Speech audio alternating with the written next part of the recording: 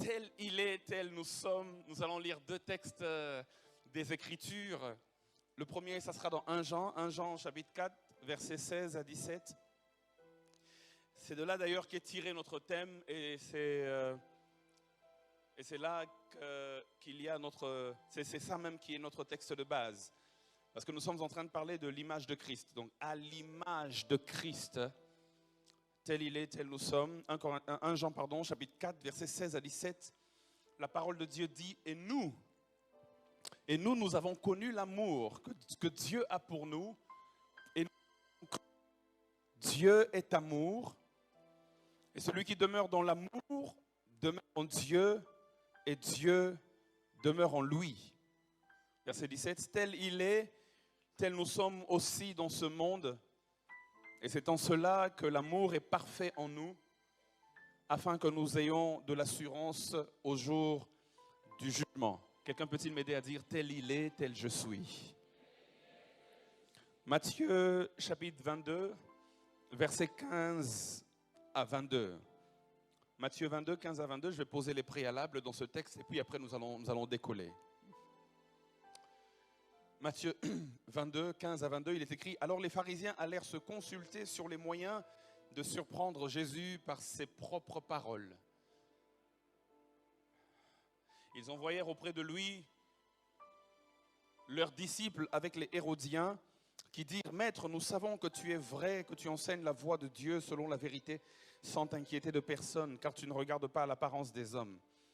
Dis-nous donc ce qu'il t'en semble, est-il permis ou non de payer le tribut à César ?» Jésus, connaissant leur méchanceté, répondit « Pourquoi me tentez-vous, hypocrite? Montrez-moi la monnaie avec laquelle on paye le tribut. » Ils lui présentèrent un denier. Il leur demanda « Qui sont cette image et cette inscription de César ?» lui répondirent-ils. Alors il leur dit « Rendez donc à César ce qui est à César et à Dieu ce qui est à Dieu. » Étonnés de ce qu'ils entendaient, ils le quittèrent et s'en allèrent. Durant toute la semaine, je vais aller en 3 directions. Aujourd'hui, je vais parler de la ressemblance à Christ, évidemment, tel il est, tel nous sommes, à son image et tout. De cette ressemblance dans son caractère. Demain, je parlerai de la ressemblance à Christ dans son charisme. Jeudi, nous avons une petite pause. C'est ça, Président. Et vendredi, je parlerai de la ressemblance à Christ dans sa mission. Donc nous allons parler du caractère, du charisme et de la mission. Je vous donne déjà le topo de la semaine. Mais ce qui est bizarre et ce qui est intéressant, et c'est là que ma réflexion commence, parce qu'aujourd'hui j'aimerais beaucoup plus insister sur lui ressembler dans le caractère. Parce qu'un jour on vient tenter Jésus. On vient lui poser une question difficile. La question qu'on lui pose, Louis II dit que c'est une question captieuse. C'est-à-dire une question dans laquelle il y a un piège. C'est le genre de question où si tu réponds par oui, tu es dans le trouble. Et si tu réponds par non, tu es dans le trouble. La question demande à ce que tu dises soit c'est oui, soit c'est non, mais fais attention parce que si tu dis oui, tu as des problèmes. Et si tu dis non, tu as aussi des problèmes. Donc ils se sont concertés. Ils cherchaient le moyen de le faire accuser, le moyen de le tuer. La Bible déclare qu'ils se consultèrent sur les moyens de surprendre Jésus par ses propres paroles. Et puis la Bible dit, ils envoyèrent auprès de Jésus leurs disciples avec les Hérodiens qui dirent « Maître, nous savons que tu es vrai. » Là, ils commencent d'abord par le flatter. Bientôt, ils vont lui tendre un piège, mais avant, ils le flattent d'abord.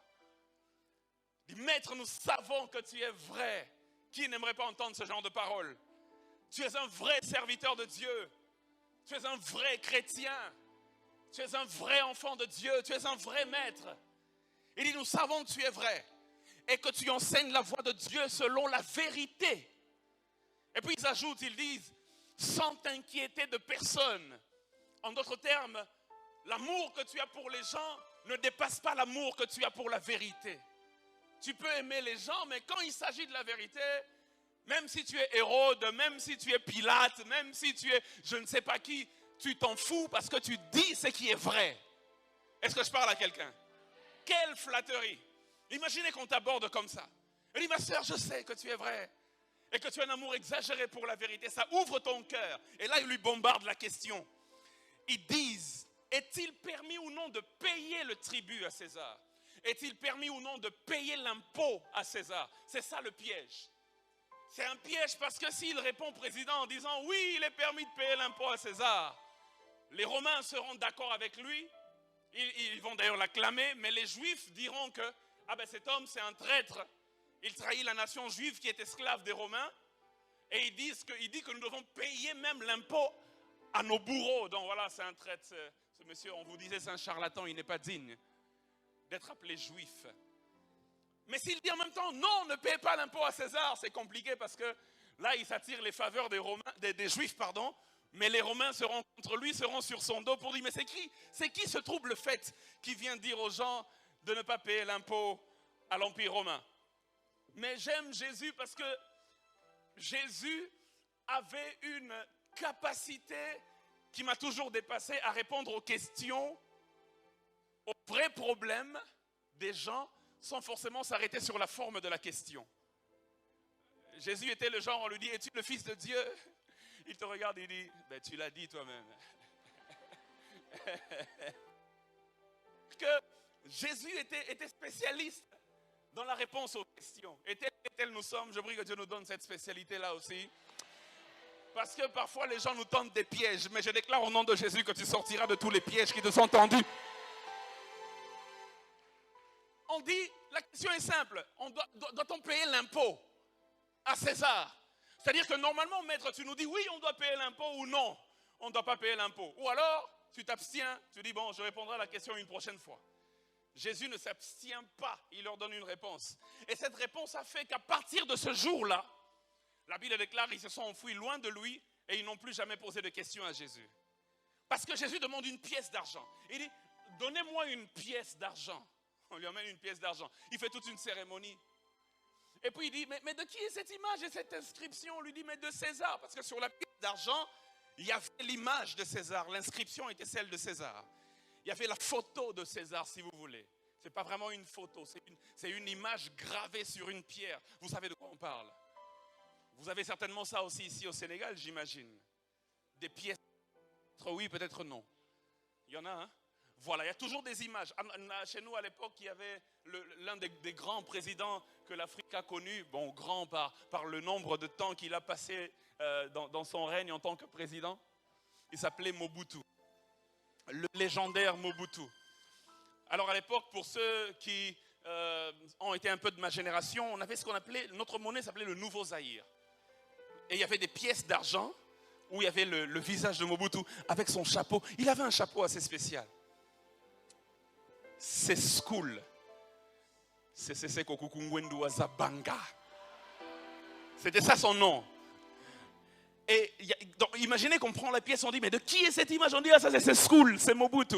Et c'est ça qu'il leur a fait. Il dit, mais puisque vous dites que c'est l'image de César, rendez à César ce qui est à César. Remarquez bien qu'il n'a pas dit payer à César ce qui est à César. La question c'était, doit-on payer l'impôt? Il n'a pas dit payer dans la réponse, il a dit rendez.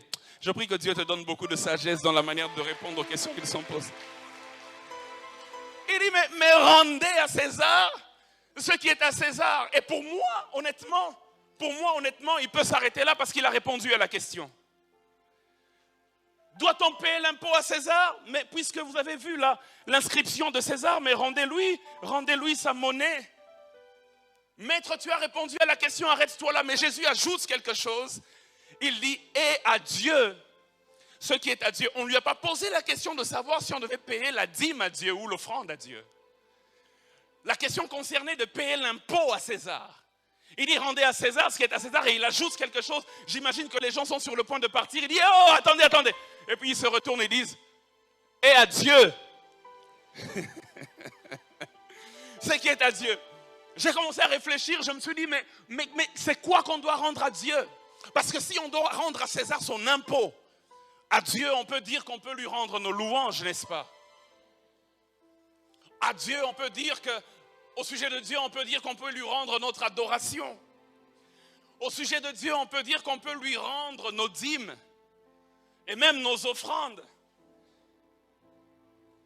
Qu'est-ce que Jésus veut dire par à Dieu ce qui est à Dieu?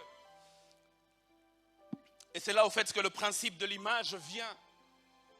Parce que remarquez que Jésus ne leur a pas dit prenez n'importe quelle pièce donnée à César. Il dit puisque c'est l'image de César, rendez à César ce qui est à César. On doit garder le même principe même par rapport à Dieu. Parce que si on doit rendre à César son image, alors on doit aussi rendre à Dieu son image. De qui est cette image? L'image est de César. Alors rends à César son image. Mais j'aimerais te poser une question. De qui es-tu l'image? Pas ma question, alors tu sauras à qui tu dois te rendre. Mais ce que je sais, c'est qu'il est écrit dans Genèse 1, 26 que Dieu a créé l'homme à son image et à sa ressemblance. J'aimerais dire à un jeune des assemblées de Dieu, nous devons toute notre vie nous rendre à Dieu. Au-delà des dîmes, au-delà des offrandes qu'on donne, au-delà de la louange, des danses et même de l'adoration. Le principe de l'image veut que le propriétaire de l'image soit le maître de l'image. Est-ce que je parle à quelqu'un? J'aimerais avancer encore un peu plus pour dire à quelqu'un ce soir, tu n'es pas l'image du péché. Tu n'as pas été créé à l'image du péché. Okay? Tu n'as pas été créé à l'image de la convoitise. Tu n'as pas été créé à l'image des choses viles de ce monde. Tu as été créé à l'image de Dieu. Il faut que tu te rendes à ton propriétaire. Et si jusque-là, tu n'as jamais donné ta vie au propriétaire, il faut que tu te rendes ce soir à Dieu. De qui es-tu l'image? De qui es-tu? Regarde ton voisin, dis-lui, de qui es-tu l'image? Alléluia. De qui es-tu l'image? Au-delà du fait que tu ressembles à ton père ou à ta mère, tu as été créé à l'image de Dieu. C'est-à-dire, Dieu a imprimé en toi une partie de lui. Alors, la réflexion commence ce soir, frères et sœurs. Nous sommes l'image de Dieu. À l'image de Christ. Nous sommes l'image de Dieu. Et en étant son image, le but de Dieu, c'est que nous soyons son extension sur cette terre. God, my goodness. Frères et sœurs, vous allez remarquer dans la parole de Dieu au commencement, quand Dieu a créé son image, il est parti se reposer. Tant qu'il n'a pas créé son image, tant qu'il n'y a pas quelqu'un qui lui ressemblait, il n'avait pas de repos. Oh my God. Le jour où il a créé quelqu'un qui lui ressemble, il est parti se reposer. À chaque fois que tu ne ressembles pas à Dieu, tu donnes à Dieu du travail. Mais quand tu ressembles à Dieu, Dieu se repose, car toi tu peux assurer la continuité. Est-ce que je suis en train de parler à quelqu'un? Dieu veut que tu lui ressembles. Et quand tu ne lui ressembles pas dans un domaine, dans un territoire, dans une ville, dans un quartier où il t'a placé, tu lui donnes du travail. Mais quand il voit que tu es son image, il dit mon fils peut gérer. Ma fille peut gérer. Est-ce que je parle à quelqu'un? C'est-à-dire que les gens ne vont plus seulement aller consulter Dieu, mais les gens sauront que l'adresse de Dieu, c'est toi, parce que tu es l'image de Dieu. Et tu pourras gérer. La Bible déclare. Est-ce que je peux avancer? Est-ce que je peux avancer? Est-ce que je parle à un jeune ce soir? Je sens l'onction qui est en train de couler. Est-ce que je peux avancer? La Bible déclare qu'un jour, on vient poser la question. Non, c'est Joseph qui remarque que les chansons et le panetier dans la prison sont tristes. Il leur pose la question, il dit, mais pourquoi vous faites grise mine? Pourquoi êtes-vous triste? Ils disent, c'est parce que chacun a fait un songe cette nuit, mais il n'y a personne. Pourquoi? Pour interpréter le songe. Écoutez la parole de Joseph. Joseph dit, n'est-ce pas à Dieu qu'appartiennent les interprétations? Ok, maintenant si tu me dis que c'est à Dieu qu'appartiennent les interprétations, il faut que tu me dises dans la suite, allez donc consulter Dieu, et il interprétera pour vous. C'est logique. Mais Joseph dit, n'est-ce pas à Dieu qu'appartiennent les interprétations? Et dans la suite, il dit, racontez-moi votre rêve et je vous dirai de quoi il s'agit. Est-ce que je suis en train de parler à quelqu'un? Quand tu es l'image de Dieu, tu es l'adresse de Dieu. N'allez pas chercher Dieu loin. Il habite en moi, il habite en toi. Il dit, raconte ton rêve. Mais tu as dit, c'est à Dieu, non? Il dit, mais le Dieu dont je parle là, il est là. Tel il est. Est-ce que je parle à quelqu'un? Tel il est, tel je suis dans ce monde. Ah, il est temps, comme disait le président tout à l'heure, il est temps que le gap se réduise au maximum possible afin que nous soyons vraiment l'extension de Dieu.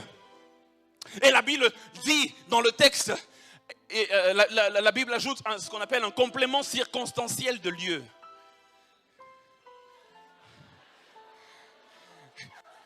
Est-ce que je peux avancer? Tu n'aimais pas le cours de français, hein? Quand c'était le français, tu fouillais, ça te rattrape aujourd'hui. La Bible ajoute ce qu'on appelle un complément circonstanciel de lieu. Parce que la Bible dit, tel il est, tel nous sommes. Mais où? Dans ce monde, c'est ça, le complément circonstanciel de lieu. C'est-à-dire que la Bible précise dans quel lieu nous devons être ce que le Père est. Est-ce que je peux avancer? Il dit, tel il est, tel nous sommes aussi dans ce monde. C'est-à-dire que Dieu, il veut que tu sois la représentation parfaite de lui dans ce monde. Le but étant que le monde le voie lui, mais au travers de nous.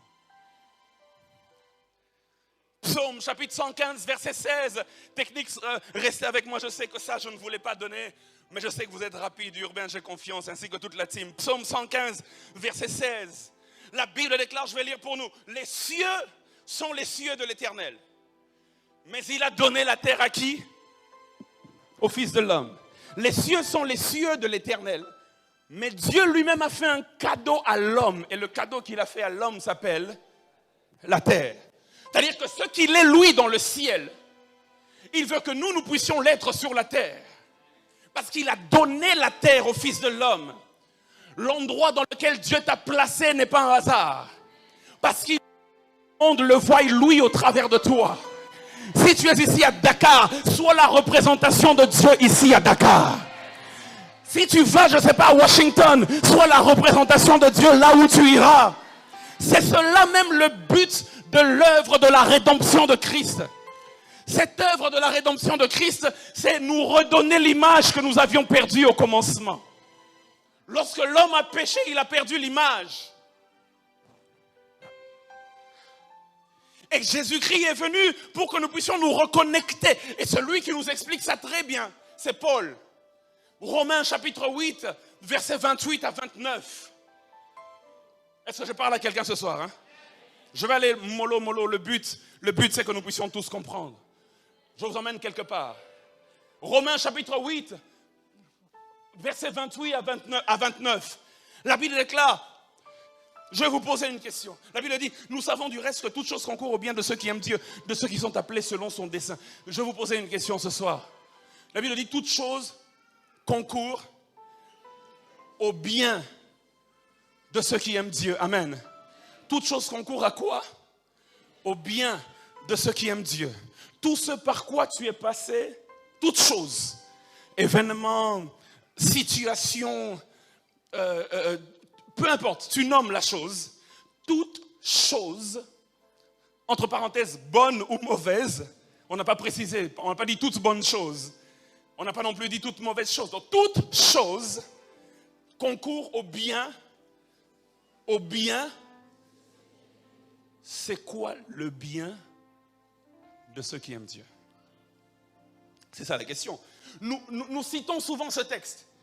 Lorsque je passe par une difficulté, ou bien je viens de perdre un parent, ou bien je viens de perdre mon boulot, et quand les frères viennent me réconforter, ils disent, mon frère, toute chose concourt au bien de ceux qui aiment Dieu. Alléluia. On utilise ça comme une phrase de réconfort. Alléluia. Quand quelqu'un vient de perdre, je ne sais pas, une opportunité, on dit, bon, c'est pas grave, de toute façon, toute chose concourt au bien de ceux qui aiment Dieu. Mais C'est quoi le bien de ceux qui aiment Dieu? C'est quoi? Ça concourt au bien de ceux qui aiment Dieu. Le bien là, c'est quoi? Le bien là, c'est quoi? Le bien là, c'est quoi? Que tu aies une voiture, c'est ça le bien de ceux qui aiment Dieu? Le bien là, c'est quoi? Que tu sois reconnu dans la société comme quelqu'un d'important? Le bien là, c'est quoi? C'est-à-dire même si tu passes par la galère, tu finiras sur le trône. Alléluia! Le bien de ceux qui aiment Dieu, c'est ça. Ça peut être toutes ces choses aussi. Mais le texte est clair. Toutes choses, nous savons du reste, que toute chose concourt au bien de ceux qui aiment Dieu, virgule, de ceux qui sont appelés selon son dessein. Verset 29. Car, dis avec moi, car. Dans une phrase, lorsqu'on dit car, c'est qu'on veut expliquer la phrase précédente. En d'autres termes, on peut dire en effet, ça introduit l'explication. C'est-à-dire le bien de ceux qui aiment Dieu, là, si vous voulez le connaître, lisez la suite. Car ceux qu'il a connus d'avance, il les a aussi prédestinés à être semblables à l'image de son Fils. Donne-moi un bon amen. Le bien de ceux qui aiment Dieu, c'est que nous puissions... Le bien de ceux qui aiment Dieu, c'est que nous puissions ressembler à Jésus. Car ceux qu'il a connus d'avance, il les a aussi prédestinés à être semblables à l'image de son Fils. Dieu, si je te dis que Dieu t'a prédestiné à être ministre ici au Sénégal, c'est possible. Si je te dis que Dieu t'a prédestiné à devenir un pasteur d'une église ici ou n'importe où dans le monde, généralement lorsqu'on parle du destin que Dieu a tracé en avance, on se limite à penser à une position dans la société. Généralement, lorsqu'on parle du destin que Dieu a tracé en avance, il dit, moi c'est écrit depuis le ciel, c'est écrit depuis l'éternité passée que moi j'aurai beaucoup d'argent. C'est ça ma destinée. Mais la Bible déclare, Dieu nous a d'abord prédestinés, non pas à avoir, mais à être. Oh God.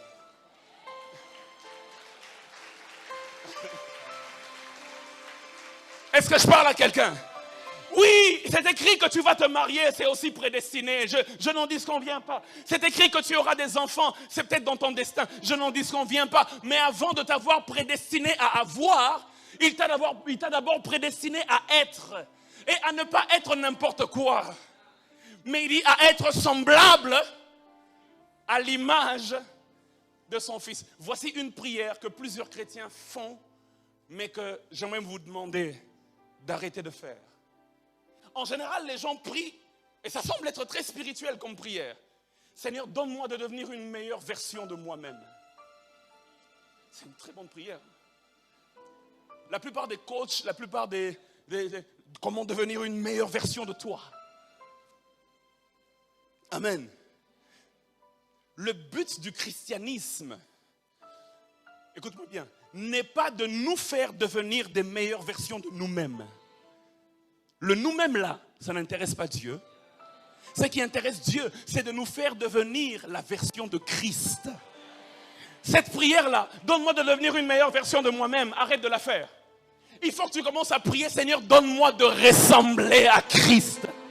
C'est cela la version que Dieu agrée, c'est ça. Fais la mise à jour de ton logiciel. Est-ce que je parle à quelqu'un ce soir? C'est ça le but de Dieu. C'est pourquoi Paul pouvait dire, en tant que pasteur, en tant que berger, en tant que responsable, il dit dans Galates chapitre 4 verset 19, il dit quelque chose de très profond, il dit, mes enfants, pour qui j'éprouve de nouveau les douleurs de l'enfantement jusqu'à ce que Christ soit formé en vous. C'est cela le but. C'est cela le but. J'aimerais vous dire, frères et sœurs, et j'ai beaucoup aimé ce thème, parce que vous savez, parfois même à l'église, on peut nous endormir. Développement personnel, c'est bien. Prospérité, c'est bien. Mais le but, il dit, il faut que Christ soit formé en vous. C'est-à-dire, lorsqu'on vous regarde, qu'on voit Christ, et quiconque dit que Christ soit formé en vous, est en train de vous dire au fait que que ça peut être un processus. Mais lorsque vous venez à Christ, le jour où vous recevez Christ, une semence est placée. Et c'est à vous, par le concours de la parole de Dieu, de l'Esprit de Dieu et tout ça, à faire croître cette semence. De telle sorte que lorsqu'on vous regardera, on pourra dire comme Paul l'a dit de lui-même dans Galates chapitre 2 verset 20. Il dit, ce n'est plus moi qui vis, mais c'est Christ qui vit en moi. Nous avons beaucoup de modèles dans la foi chrétienne, c'est bien. Mais j'aimerais dire à quelqu'un, le plus grand modèle demeure Christ. Parfois quand je regarde certaines personnes que j'encadre, avec le temps je les vois, ils commencent à parler comme moi. Ils commencent à réfléchir comme moi. Et ceux qui sont appelés à prêcher, parfois quand je les entends, je me dis, oh, mais ils commencent à prêcher comme moi. Je peux vous assurer que moi-même, il m'arrive de temps en temps, quand je réécoute une de mes prédications, je me regarde, je dis, mais ça c'est comme l'apôtre d'Allo, comme ça. C'est-à-dire que nous avons toujours des modèles et nous sommes influencés, n'est-ce pas? Et parfois, quand je regarde certains ici parler, je dis, oh, j'ai comme l'impression de voir le pasteur Félix en eux. Mais j'aimerais vous dire, frères et sœurs, dans la vie chrétienne, au-delà des modèles humains, et gloire à Dieu pour les modèles humains, les bons modèles. Mais au-delà de tout ça, frères et sœurs, le but c'est de ressembler à Christ. 2 Corinthiens chapitre 3 verset 18. 2 Corinthiens chapitre 3 verset 18. La Bible déclare, nous tous qui, le visage découvert, contemplons comme dans un miroir la gloire du Seigneur, nous sommes transformés en la même, de gloire en gloire, comme par le Seigneur, c'est-à-dire l'Esprit. En d'autres termes, s'il y a un défaut de transformation dans ta vie, le problème, c'est qu'il y a un défaut de contemplation.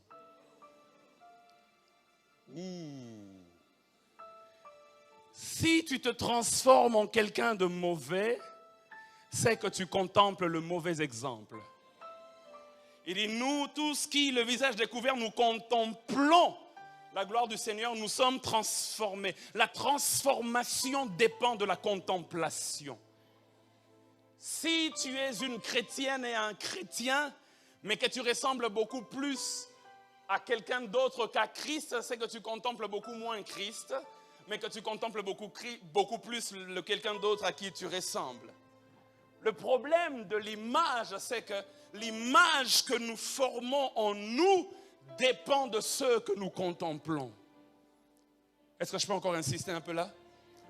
J'aimerais le redire. Le problème de l'image, c'est que l'image que nous formons en nous dépend de ce que nous contemplons. J'ai besoin d'avoir un peu l'heure, hein, pour ne pas abuser. Le problème de l'image, c'est que l'image que nous formons en nous dépend de ce que nous contemplons. Il dit, nous tous qui, le visage découvert, contemplons la gloire du Seigneur, nous sommes transformés en sa même image. Philippiens chapitre 3 verset 17.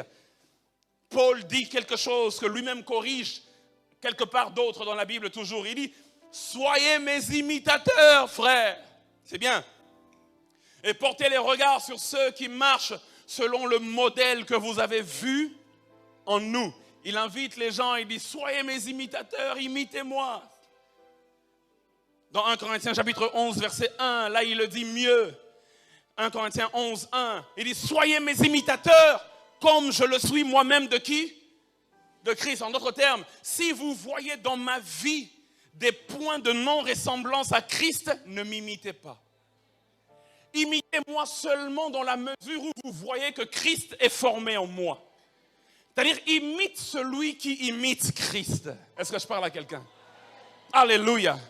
Et c'est pourquoi il faut que les gens voient en nous Christ afin qu'ils imitent le bon modèle.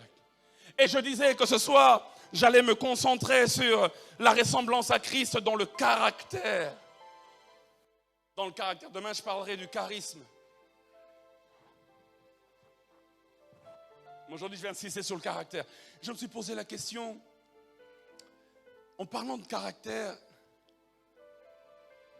1 Jean chapitre 4, versets 7 à 9. C'est quoi le caractère de Christ que nous devons imiter? 1 Jean 4, 7 à 9. Et puis nous allons sauter pour lire le verset 12. Et puis nous allons sauter encore pour lire le verset 16 à 17. Le verset 16 à 17, c'est notre verset de base. Mais on va d'abord faire verset 7 à 9, ensuite on saute, on lit verset 12, et ensuite on saute, on lit verset 16 à 17. La Bible dit, 1 Jean 4, 7 à 9, il dit, bien-aimés, aimons-nous les uns les autres, car l'amour est de Dieu. Et quiconque aime est né de Dieu et connaît Dieu. S'il y a un écran à côté de toi, ou si tu as une Bible, aide-moi à suivre ça aussi dans ta Bible ou dans l'écran. Verset 8, il dit, celui qui n'aime pas n'a pas connu Dieu, car Dieu est... Verset 9, il dit, l'amour de Dieu a été manifesté envers nous, en ce que Dieu a envoyé son Fils unique dans le monde afin que nous vivions par lui. Verset 12, il dit, personne n'a jamais vu Dieu.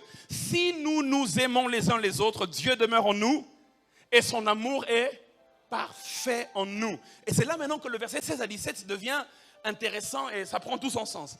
Et nous avons connu l'amour que Dieu a pour nous et nous y avons cru.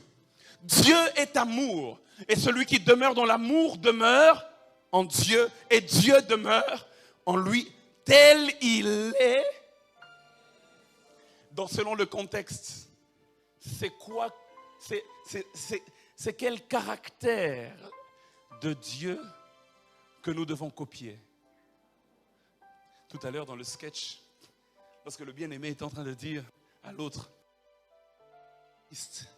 il dit, mais l'autre dit, mais je donne l'argent aux pauvres, je donne l'aumône aux pauvres, je fais ceci, je fais cela. Il dit, oui, mais il te reste une chose, il faut que tu aimes comme Christ aime. Quand il dit ça, je suis en train de me dire dans mon cœur, mais président, c'est quoi que vous m'avez fait là? Donc ma prédication, vous l'avez donné ça dans un sketch. Et j'ai fait la même prière que j'ai fait l'année passée, lorsqu'un diacre qui devait m'introduire a commencé à prêcher mon message, sans savoir que c'était le message que j'avais préparé, évidemment. C'est juste que l'Esprit nous a conduits de la même manière. Je priais, dit Seigneur, fais-le taire, fais-le taire. Il dit Seigneur, fais-le taire. Le contexte est clair. Et j'aimerais nous encourager, chère jeunesse des Assemblées de Dieu de Dakar, lorsque nous lisons un texte, lisons-le dans son contexte. D'abord, avant de commencer à aller dans tous les sens, comprenons le contexte. Amen. Vous connaissez une histoire je vous raconte une histoire qui s'est passée au Congo. Un pasteur a dit quelque chose, mais la chose a été prise hors contexte et on l'a traité de tous les noms. Il a dit ceci. Il donnait un exemple d'une sœur, j'allais dire une religieuse, c'est pas une religieuse, c'est une chantre. Paix à son âme, elle est déjà de l'autre côté. Elle nous a précédés dans la félicité. Alors cette sœur venait souvent chanter dans son église. Et quand elle venait chanter, les gens l'aimaient beaucoup. Elle s'habillait très bien, toujours décemment. Et le pasteur est passé du haut de la chaire, il a pris le micro. Maintenant, la phrase qui a été prise hors contexte, les gens disaient, ce pasteur-là, c'est un impudique, regarde, d'ailleurs, il couche avec cette sœur-là. Et puis on dit, mais pourquoi vous dites ça? Il dit, mais lui-même, il a déjà dit une fois dans son église, il se tapait la poitrine, il disait, avez-vous déjà vu les cuisses de la sœur? En lingala, est-ce que d'abord mon ami pende la sœur? Il dit, mais comment il peut dire ça? Non. Donc lui, il a déjà vu. Oh. Donc c'est un impudique. Au fait, dans le contexte, lorsque vous allez suivre le message du pasteur, il dit exactement ceci. Sœurs de l'église, habillez-vous décemment. Couvrez vos cuisses. Les cuisses de la sœur ici. Parce que la sœur là, elle se couvrait toujours les cuisses. Maintenant, quand vous prenez une phrase et vous l'enlevez de son contexte, et vous pouvez tuer. Alors dans le contexte de 1 Jean 4, Christ ou Paul, enfin Jean, est en train de dire, celui qui n'aime pas son prochain, l'amour de Dieu n'est pas. Il va plus loin, il dit quelque chose de plus grave, il dit, celui qui n'aime pas son prochain n'a pas connu Dieu, Jesus Christ. Et puis il dit, voici comment l'amour de Dieu s'est manifesté. Dieu lui-même a envoyé son Fils unique mourir pour nous. Et il va plus loin, il dit, et si Dieu nous a aimés, verset 16, il dit, et nous avons connu l'amour de Dieu que Dieu a pour nous et nous y avons cru. Dieu est amour. Et celui qui demeure dans l'amour demeure en Dieu. Et Dieu demeure en lui. Ensuite, il dit, tel il est, tel nous sommes. Dans le caractère, Dieu veut que nous lui ressemblions dans la manière d'aimer notre prochain. Ma prédication devient intéressante à partir d'ici. Parce que je vais vous inviter tout à l'heure à faire une introspection. Mais avant de vous inviter à faire une introspection, laissez-moi développer un peu sur cet amour. Luc chapitre 24, versets 27 à 31. La Bible dit, et commençant par Moïse et par tous les prophètes, il leur expliqua dans toutes les Écritures ce qui le concernait. Lorsqu'ils furent près du village où ils allaient, il parut vouloir aller plus loin. Mais ils le pressèrent en disant, reste avec nous car le soir approche, le jour est sur son déclin. Et il entra pour rester avec eux. Pendant qu'il était à table avec eux, il prit le pain. Et après avoir rendu grâce, il le rompit et le leur donna. Verset 31. Alors, dis avec moi, alors leurs yeux s'ouvrirent et ils le reconnurent. Mais il disparut de devant eux. Avez-vous déjà analysé la profondeur de ce texte?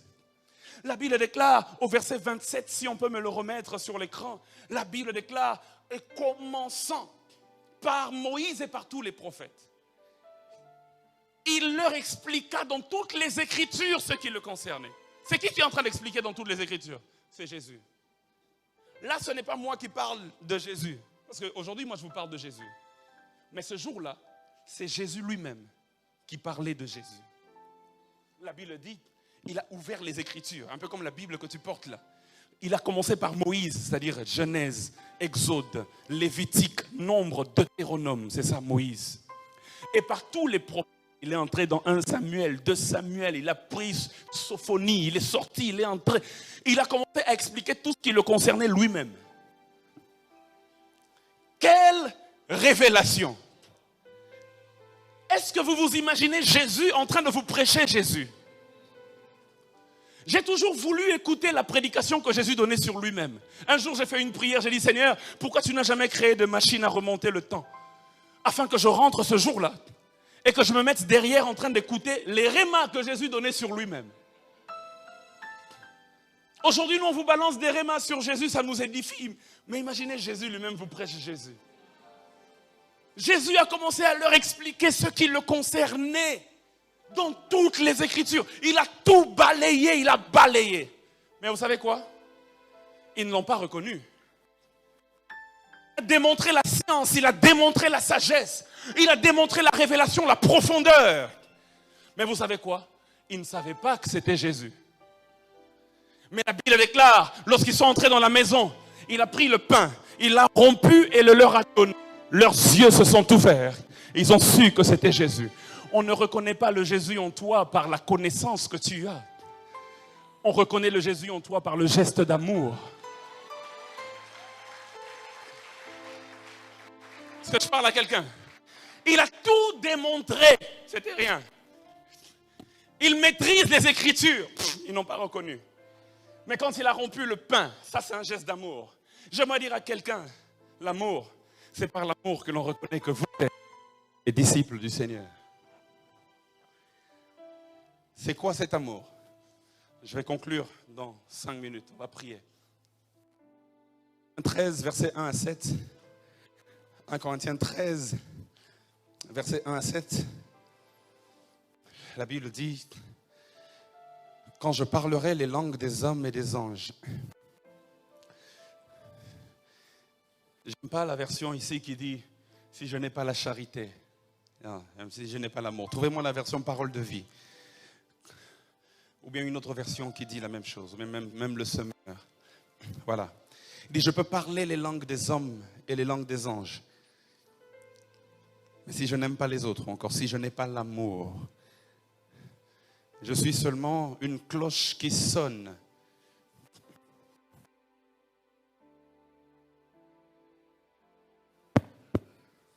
Je vais lire dans la version parole de vie que j'ai devant. Et celle des anges. Mais si je n'aime pas les autres, je suis seulement une cloche qui sonne, une cymbale bruyante. Je peux avoir le don de parler au nom de Dieu. Je peux comprendre tous les mystères et posséder toute la connaissance. Je peux avoir une foi assez grande pour déplacer les montagnes.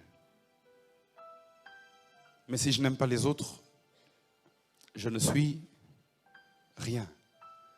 Là, il dit, je peux avoir le parler en langue. Je parle la langue des hommes et des anges. Je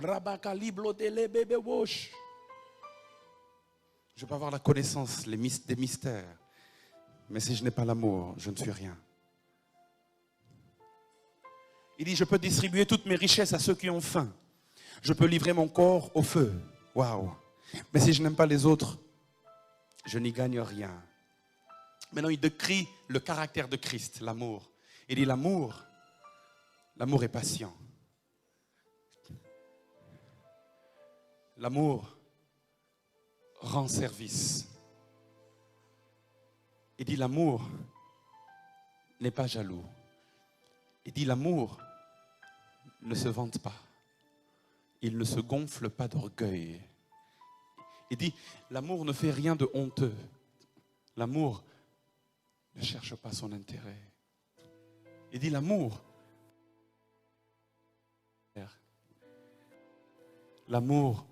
ne se souvient pas du mal. L'amour ne se réjouit de la vérité. Il dit, l'amour excuse tout. L'amour croit tout. L'amour espère tout. L'amour supporte tout.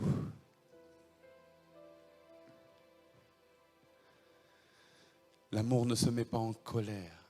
C'est fort, hein? L'amour ne se souvient pas du mal. Y a-t-il un rancunier ce soir?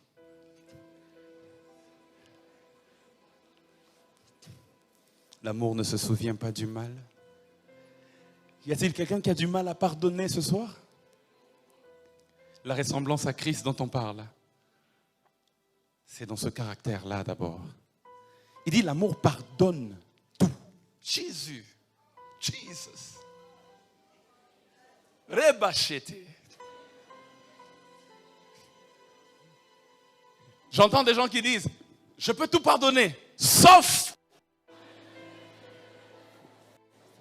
le manque de respect, je ne peux pas.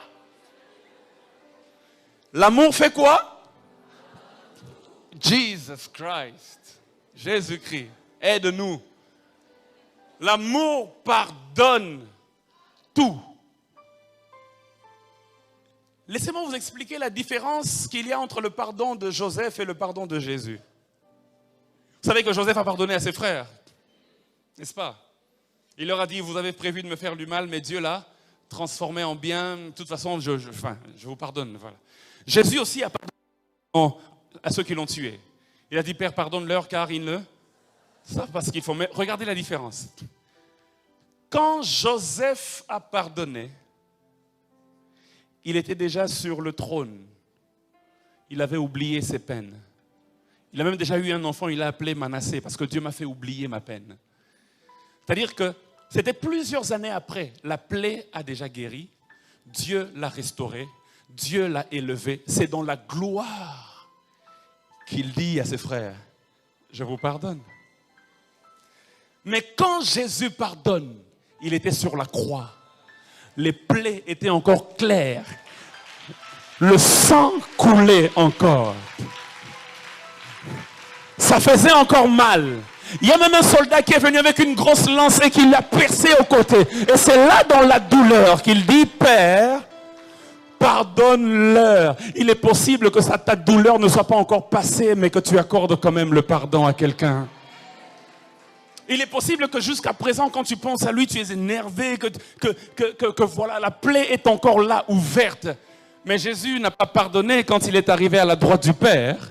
Jésus a pardonné quand il souffrait encore sur la croix. J'aimerais dire à quelqu'un, ne dis pas quand ça va s'arranger, je vais pardonner. Même maintenant, tu peux le faire. Parce que tel il est, tel nous sommes.